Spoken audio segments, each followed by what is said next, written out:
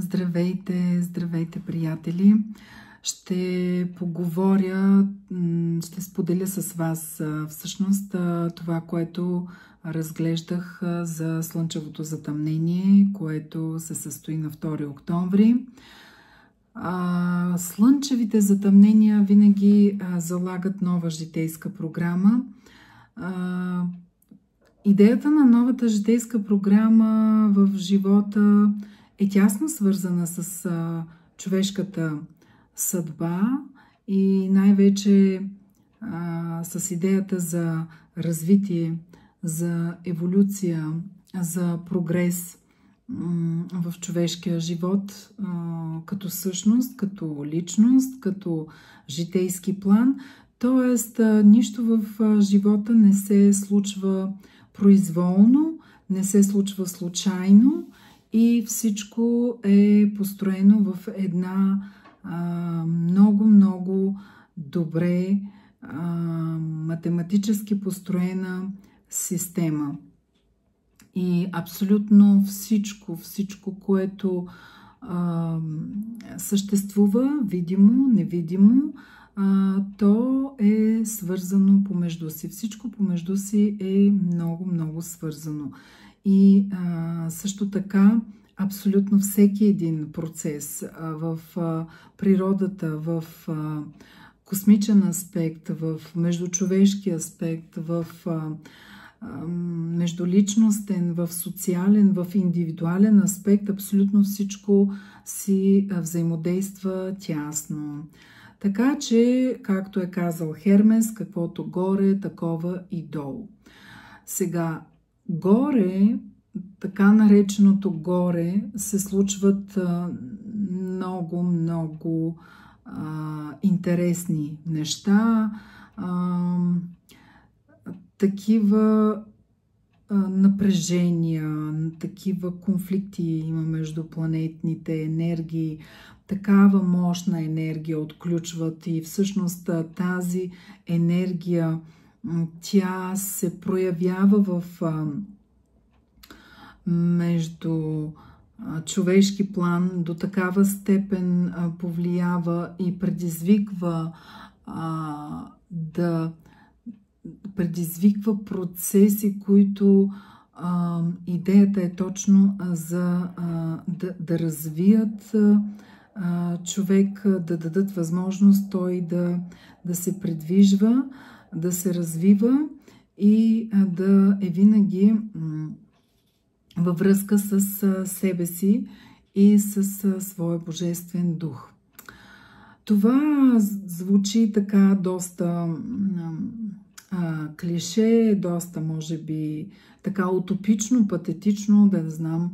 Аз така или иначе не мога в момента да намеря някакви по-различни, по-оригинални думи и словосъчетания да го нарека по един по-различен начин, но това слънчево затъмнение в 10-я градус на Везните е доста взривоопасно в всякакъв аспект.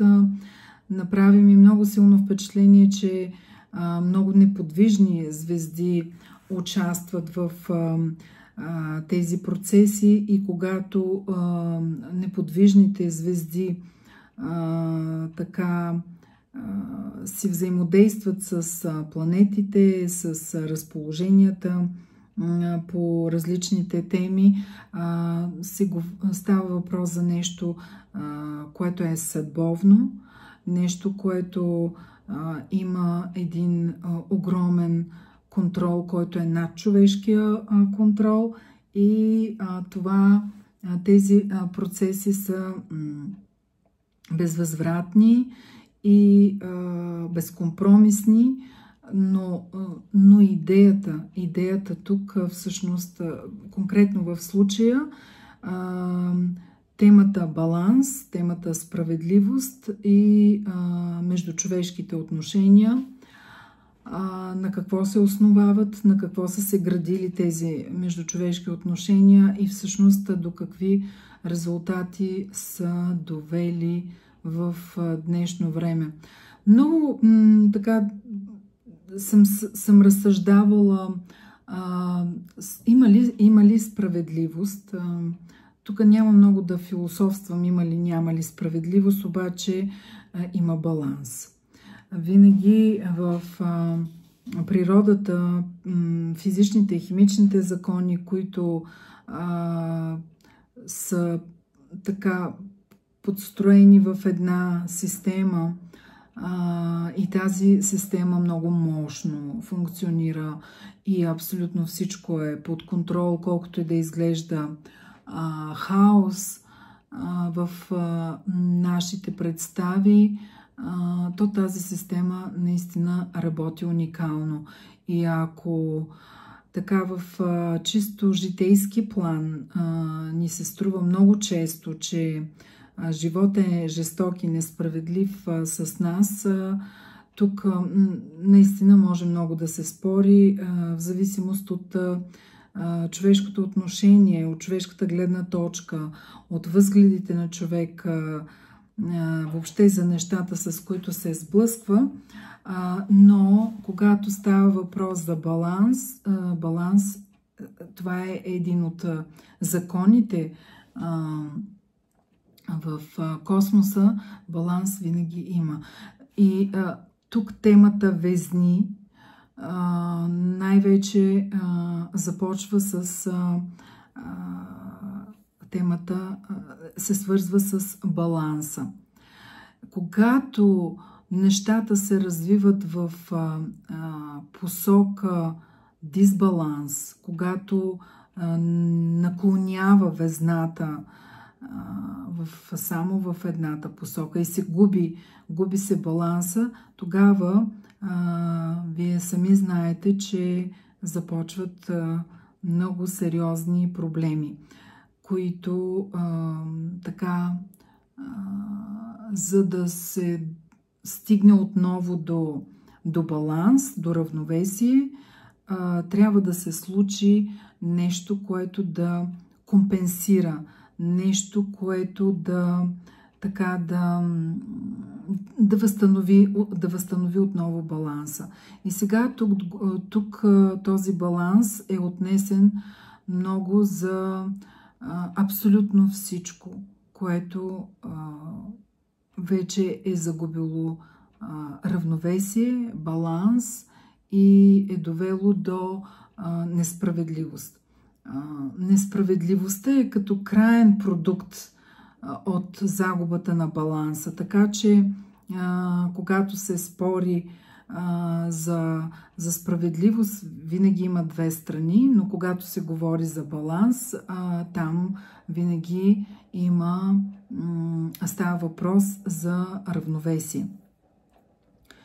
Когато вече е загубено равновесието, когато се е нарушил баланса, тогава вече сме далеч от себе си, далеч от същността си, далеч от нашата автентичност, далеч от първоначалната цел, първоначалната мисъл и идея, с която сме дошли в този живот, да споделим опита си, да извървим пътя си, извървявайки нашия личностен път, този път да го споделим с много други хора.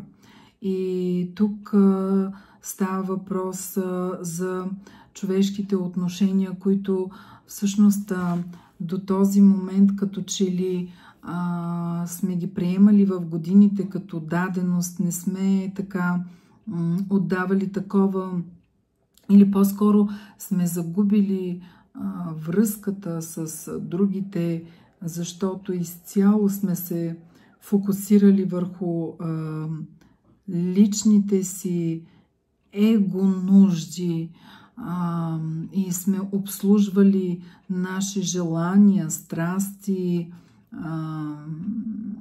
намерения и планове, които всъщност не са били много полезни за другата страна, за отсрещната страна, която и да е тя. Защото тук в това слънчево затъмнение става въпрос като цяло за междучовешки взаимоотношения, но тези взаимоотношения не са само партньорски, интимни, те са обществени, социални, те са политически, те са семейни, родови взаимоотношения. Така че тук така се разкрива темата, че тя говори за изобщо за отношението ни към човека като човек, който споделя с нас този живот и който също има свой житейски път и свои лични виждания за нещата. Сега, когато в годините се е налагало да се правят много компромиси, за да се задържат едни човешки взаимоотношения, за да се продължи това мнимо чувство за сигурност, когато човек има някакви сериозни материални или емоционални интереси, или родови, или политически, или икономически, или социални интереси от дадени взаимоотношения, той, разбира се, ще води своята дипломация, своята политика да запази статуквото. Но до какво довежда всъщност това в един момент? Това довежда до загуба именно на това равновесие, на този баланс и до това единия да надделее над другия. И когато има такова надделяване, възниква въпроса какво да правя, на къде, каква посока, към каква посока да тръгна, тъй като човек дори и да са тежки дадени взаимоотношения, той в един момент започва да търпи, защото не вижда изход. Това се случва много често от страна на този, който няма така, е загубил представата за себе си, за възможностите си, за автентичността си, загубил е така връзката със себе си, не се е развивал и в един момент се е превърнал в жертва или в паразитно съществуване. И тук всъщност това затъмнение отключва процеси, които ще решат точно тези наболели взаимоотношения. Да, ще ги решава по един кризисен начин, по един труден начин, по един начин, който не е много спокоен, той е провокативен, той изважда много неща на показ, много тайни, междучовешки тайни в семейството, в любовните отношения, в работните партньорства, в социалните взаимоотношения. Така че това затъмнение буквално така ще изригне, ще взриви ситуации, които са наболели отдавна и за които така се затваряме очите и не искаме да приемем нещата, че отдавна сме загубили равновесие и отдавна сме станали жертва и подвластни на едно по-контролиращо, по-деспотично отношение към нас или едно безчувствено и консуматорско отношение към нас. Разбира се, всеки има своята история, всеки има своята лична съдба и всеки ще преживява по различен начин раздялата си. Сега, когато казвам раздяла, тази раздяла може да е в аспект да се разделиш с убежденията си, с представите си за това какво си ти, къде е твоето място в дадени отношения, до къде си стигнал в тези взаимоотношения и всъщност дали не си загубил себе си в тези взаимоотношения. Кризисно е, защото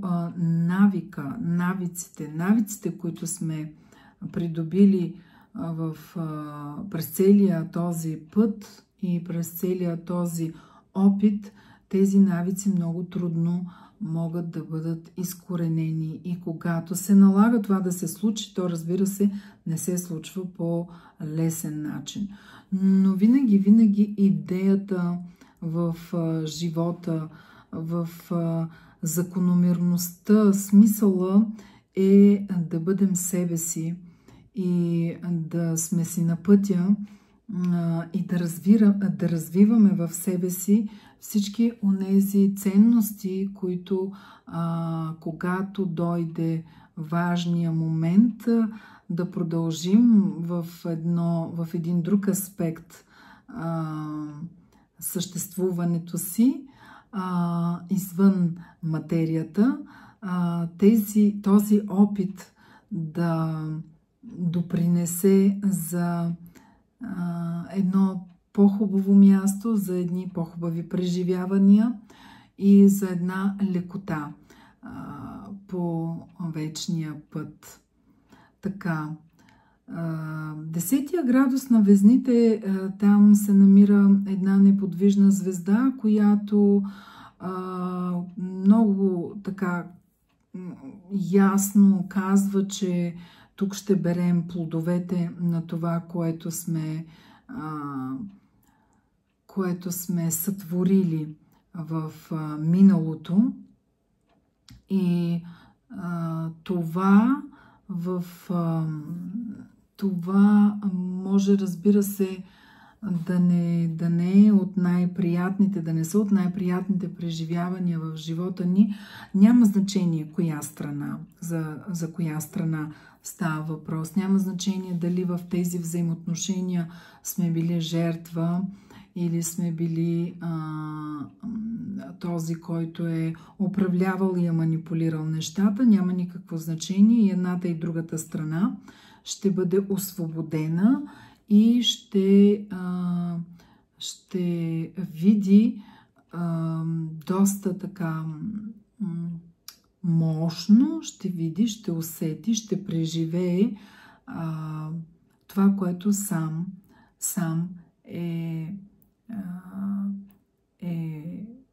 се е постарал да допринесе. Човешките взаимоотношения са изключително важни, защото благодарение на взаимодействието между хората ние извървяваме този житейски път, който от една страна е автентичен, много различен, индивидуален и неповторим, но той се реализира благодарение на различните видове човешки взаимоотношения в социума и в семейството. Знаете, че когато влезе човек в живота ви, нещата или стават по-добри, или стават по-трудни. Всеки човек в нашия живот допринася за нашите успехи и неуспехи, но и неуспехите, и успехите са част от опита, който ни е необходим. Така че какъвто и да е бил замисъла и програмата, която внася в нашия живот определен човек, то резултатите наистина са онези, които така трупат, дават едно натрупване на онзи опит, който е необходим за реализирането на съдбата. Тук другите герои, така да ги нарека, в слънчевото затъмнение, помежду си, да, може би от една страна добрата конфигурация между тях означава нещо добро като краен резултат от това мощно, провокативно изригване и съответно с това появата на много тайни от миналото, които така излизат на показ и не само. Тук започва много да се говори за справедливост, за нанасене на някакви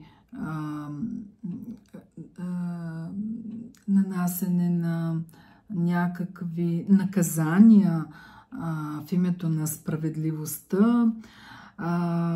Това преди всичко ще се случва в по-социален аспект, в сферата на изкуството. Хората на изкуството, така около тях ще нашумят много скандали, много истории от миналото, които ще разобличат техните деяния. Също така това затъмнение ще повлияе и в по-политически, световен аспект и ще сложи край на много стари партньорства, ще занули ситуацията като цяло в световен аспект, в глобален аспект, но това е нещо наистина необходимо, защото баланса и свободата винаги се постигат с болезнени събития, с драматични събития, защото човек свиква и с доброто, но свиква и с лошото, а съдбата просто иска да помогне. Винаги иска да помогне. И дори да предизвиква болезнени процеси в живота ни, те са свързани с това да се освободим от болестта, да се освободим от ограниченията, да се освободим от едни паразитни взаимоотношения, да се освободим въобще, да се освободим и да се постигне един баланс и едно равновесие. И тук като се замисля, тези дългогодишни взаимоотношения, те ще бъдат най-много провокирани.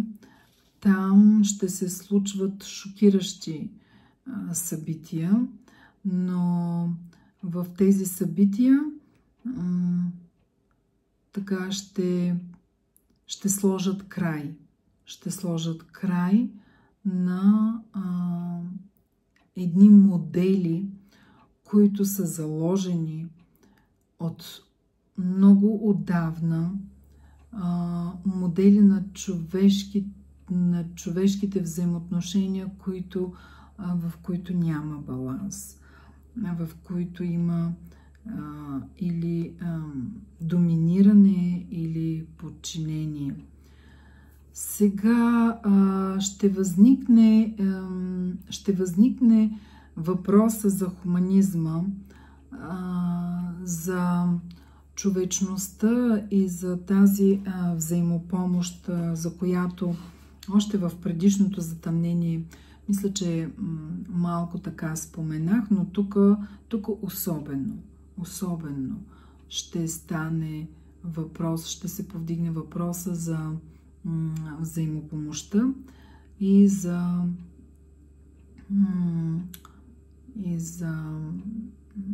нови така общочовешки представи за хуманизъм, за човечност, за състрадание и така. Сега, затъмнението има нещо много друго интересно там ми направи впечатление, че така от една страна много очевадно става въпрос за човешките взаимоотношения, обаче има и една друга страна. Човек, когато губи, фокуса е върху това, което губи, и той всъщност отново е извън баланс и не вижда какви възможности се разкриват пред него. И точно тук става въпрос за възможностите, които ни разкрива съдбата, залагайки новата житейска програма. Всъщност тая нова житейска програма е изцяло свързана с това да изкорени онова, което е станало бреме, което е станало болезнено по един или друг начин, което ни е задържало, което е възпрепятствало нашето развитие, което ни е отдалечило достатъчно от нас, самите нас, и е довело до много други проблеми като краен резултат. И тези възможности са в аспект: да, окей, аз приключвам дадени взаимоотношения, претърпявам загуба, но в същото време съдбата ми дава една способност, дава ми възможността да развия в себе си един талант, дава вдъхновение, дава виждане, едно по-различно виждане за нещата, отключва определени способности, с които да можем да се придвижим и с които да можем да помогнем не само на себе си, но да помогнем и на другите. И точно тук вече е онзи много фин елемент, който ни подсказва, че от тук нататък няма да могат да съществуват въобще между хората взаимоотношения, които се градят на някаква лична полза, лична изгода. Изобщо ще коментирам и в други моменти тук за новата епоха, в която навлизаме така с тези затъмнения. Всъщност ние до март месец ще преживяваме края на старата епоха, края на материализма, края на онези стари модели, които отдавна са допринесли за един много голям дисбаланс в живота ни. И сега вече настъпва един момент, в който, да, от една страна нямаме представа с какво ще се сблъскаме в началото, в въведението ни в новото пространство, в новия... Да, по-правилното е в новото пространство, не в новия свят. Живота продължава, но пространството, което всъщност се превръща в една променяща се субстанция. Това, може би хората, които сега ще го запомнят или ще им направи впечатление, променяща се субстанция. Представете ли си с какво всъщност човек така ще се сблъска в близкото бъдеще с едно пространство, което започва много много така активно да се взаимодейства с човек, с човешкото съзнание. Тоест тук съзнанието, ума ни, менталността, чувствата, емоциите, те са така с голям акцент и това е ключа. Ключа за това да преминем в тази променяща се субстанция, да се адаптираме към нея и съответно да положим основите на едно ново бъдеще. Въобще тези две затъмнения, едното, което беше сега на 18 септември и това, което сега се случва на 2 октомври, те ще имат много силно влияние и така ще допринесат за много сериозни процеси в следващите месеци, но като цяло това така ще бъде до месец март и през месец март, когато вече навлезем в този период, следващите затъмнения през март месец. Едното мисля, че беше, не съм много сигурна, може тук да сбъркам с датите, мисля, че беше едното на 14, другото на 29, но вече ще говорим и в бъдеще живот и здраве за тези мартенските затъмнения, но те разбира се ще бъдат така един тест за това как ще се справяме в това ново пространство. Най-трудното, което бих споделила тук и което е много важно, така да обърнете внимание, най-трудното ще бъде трезвия разум и здравата психика, които ще са ни така най-важното нещо, което ще изисква живота да съхраним и да сме доста гъвкави и да държим едно вътрешно състояние. И тук е момента да кажа нещо много важно, да се върна към затъмнението сегашното затъмнение във Везни. Изключително важно е така да се дистанцираме от самата криза в взаимоотношенията. Пак казвам, при всеки е много индивидуално. При някой това ще са партньорски взаимоотношения, при други това ще са семейни, родови взаимоотношения. Но независимо от типа взаимоотношения, в които ще преживяваме криза, много е важно в този момент да не отвръщаме, да не навлизаме в центъра на стихията, а да се дистанцираме и да бъдем обрани и да проследим нещата вътрешно, да ги анализираме нещата вътрешно и да си кажем, че в крайна сметка, каквото и да се случва, какъвто и да бъде края, той е необходим, защото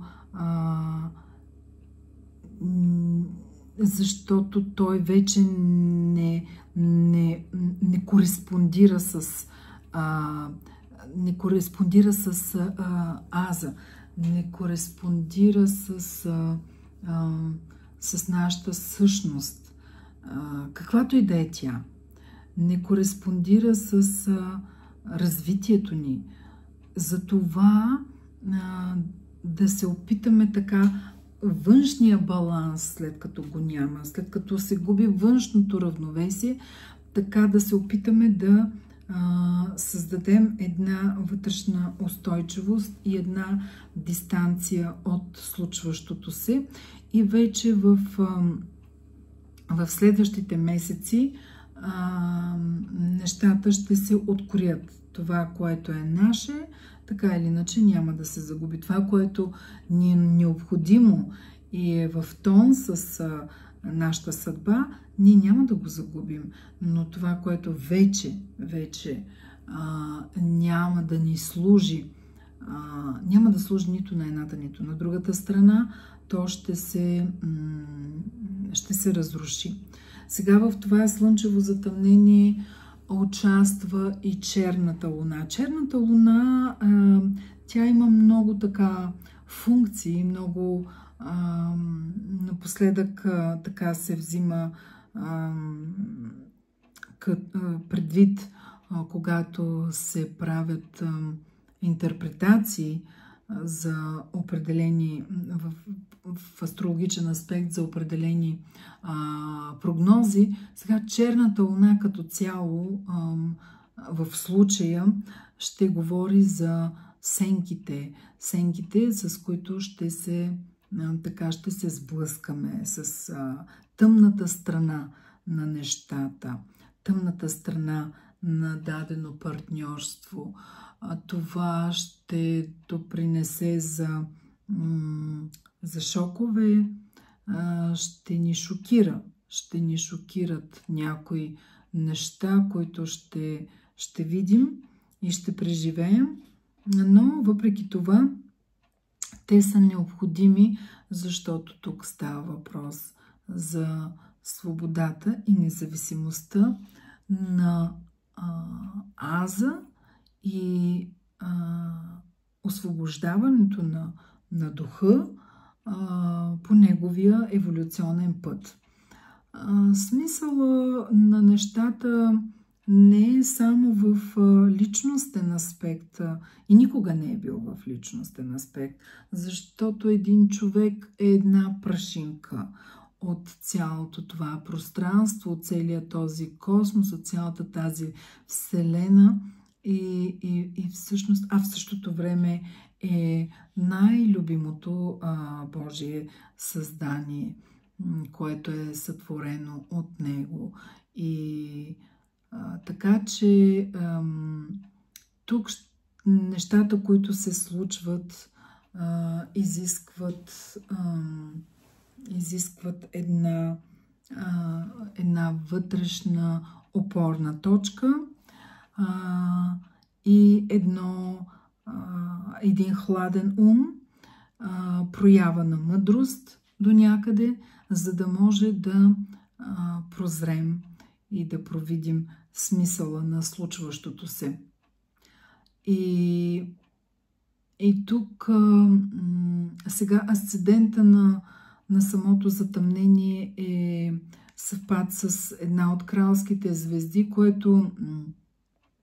която е свързана с природните стихии, така че тук в този период до март месец ще става въпрос и за природни стихии, които ще бушуват по света и наистина като краен резултат от всичко това, като краен резултат ще бъдат отново на дневен ред общочовешките взаимоотношения в един по-хуманен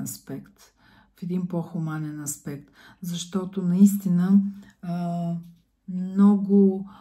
много голяма част от хората ще имат нужда от подкрепа, ще имат нужда от съдействие, ще имат нужда от помощ. Марс в случая, така ще се опитам, изключвайки много така да не споменавам астрологични термини, но една от процесите, които се задвижват, да, те са определени чрез темите на Венера, но мощно се придвижват и се ръководят от другите еволюционни планети, тъй като Венера това е по-лична, в човешки план, е свързана повече с човешкото поведение и отношение към нещата, но всъщност процесите отново ги управляват големите еволюционните планети, транссатурновите планети. Разбира се, тук участва и Сатурн, защото Сатурн е границата между видимия и невидимия свят, между материята и антиматерията. Обаче, тук отново искам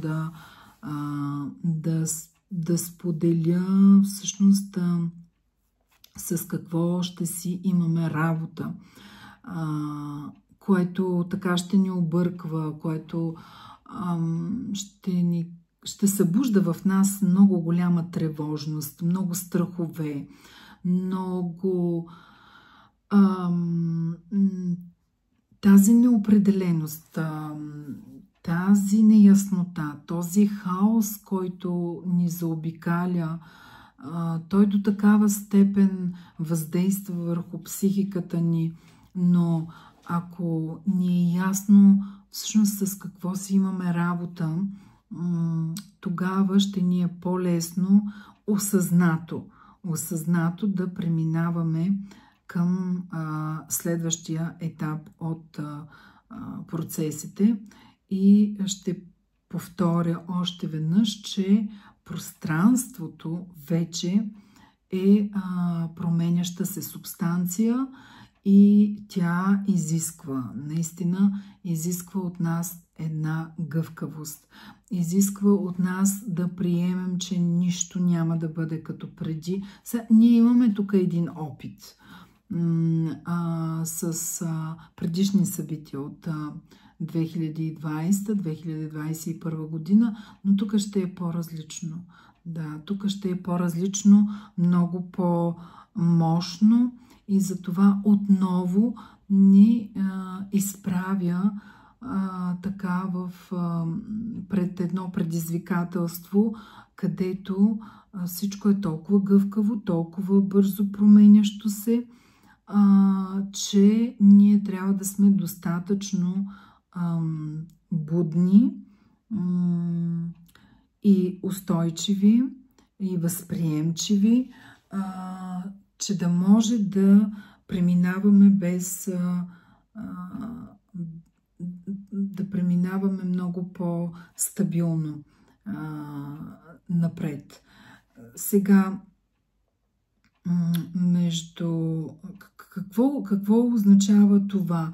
Това означава, че в новото време, в което ние така навлизаме, първо ние нямаме визия за нещата. Затова ние се вкопчваме в миналото. Ние стоим в миналото. Ние се връщаме в миналото. Ние се опитваме да задържим миналото. Дори това минало да е вчера, онзи ден, миналия месец, една година, 2 години и така нататък, 10, 15, 20 години. Но колкото повече се вкопчваме и не можем да приемем промяната, толкова по-сложно, по-трудно и почти невъзможно става буквално оцеляването ни. Защото новото, в което навлизаме, там това, което разглеждах във времето, предвижвайки напред, разглеждайки планетарните аспекти и взаимодействията им и енергиите, които се проявяват мощно, честно казано, това са неща, с които човечеството наистина до този момент не се е сблъсквало и не ги познава. Не ги познава. И това не е свързано с материализма. Изобщо най-така затруднената част от хората ще бъде онази част, която е изключително материалистична, изключително разчита на материалните ценности, изключително разчита на пари, на имоти, на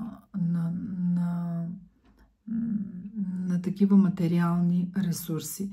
Това по никакъв начин, наистина по никакъв начин няма да даде емоционална и психическа, дори и физическа стабилност на човека, защото всичко, с което ще се сблъскваме, е достатъчно мощно и разрушително точно в този аспект, в аспект материализъм. И защото така процесите искат да събудят духа, който ще усети най-добре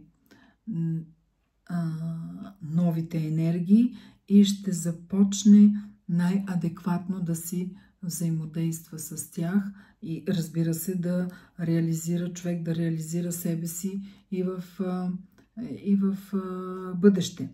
Сега, общо като цяло, преди да приключа с тези разсъждения върху слънчевото затъмнение, искам да кажа, че промените, процесите, които водят до промени, общо като времетраене са следващите 4 години, от които двете, гледах, че 25-та и 26-та година са така едно тестване на нещата, един опит, първи опит за преминаване в новото пространство. Сега, като казвам ново пространство, това е всичко онова, с което ще се сблъскаме и тъй като то е непознато, няма още някакво конкретно определение, но то наистина не е още познато, а като енергии, като стихии, които ще управляват процесите, най-водещата стихия, това е водната стихия, така че всичко, което ще се променя в близкото бъдеще, в тези 4 години, така, движещата сила ще бъде стихията вода. Аз в следващи видеа ще се постарая така да разкажа по-конкретно, разбира се, ако има интерес, по-в детайли за някои неща. Наистина има начини,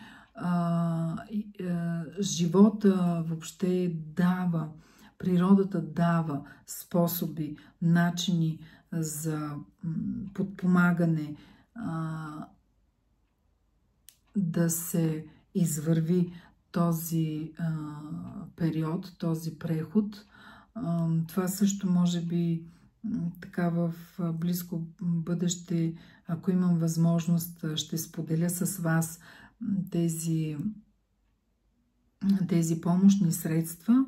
Но като заключение искам да кажа, че да, ще се създават нови взаимоотношения, ще се градят нови връзки, но те въобще няма да са онова, което ние имаме представа за човешките взаимоотношения. във всякакъв аспект, в емоционален, в социален аспект, в така междуличностен аспект, в аспекта род, семейство. Така исках нещо много важно да кажа. Момент сега ще се сетя, отклоних си вниманието. Да, тези 4 години, 25-та, 26-та, 27-та, 28-та, като първите 2 години от тях са много сложни за извървяване, защото тук ще се сблъскаме с много комплексни неща. Но нещото, което е много важно да се знае, че всички стари методи няма да работят по никакъв начин. Колкото и усилия да се прави за постигане на успех чрез стари системи и неща, които сме изучавали, примерно менеджмент, маркетинг, коучинг, регреси и така нататък, числа, манифестиране. Повярвайте ми, всичко това от тук нататък, особено сега след слънчевото затъмнение, така много крещящо ще се проявява като провал, като неуспех. Няма да работят. Няма да работят тези методи, но така ще си запазя правото, ако има желание, интерес, да споделям с вас какво всъщност ще е новото, новите неща, които ще могат да дават възможности за реализация, себереализация, реализация в социума и в човешките взаимоотношения. И така, приятели, мисля да спра до тук с разсъжденията си за това слънчево затъмнение. Каквото и да се случва, както и да се проявява, не забравяйте, не сте сами, не сте единствени. Вие сте автентични, неповторими и във времето, в което ние ще сме свидетели с личната си съдба, с личните си преживявания, така ще можем всъщност да се върнем към себе си и да преоткрием отново себе си и да допринесем за другите с нашия автентичен пример. Защото Плутон отново и за последно, когато влезе в Водолей, ще става въпрос за автентичността на човек. За това, че той е неповторим, за това, че той носи дух в себе си и за това, че с този дух проявява своята автентичност и е неповторим и е част от цялото, част от общото и има своето приложение, има своята реализация сред другите. Благодаря ви, че бяхте с мен и до нови срещи!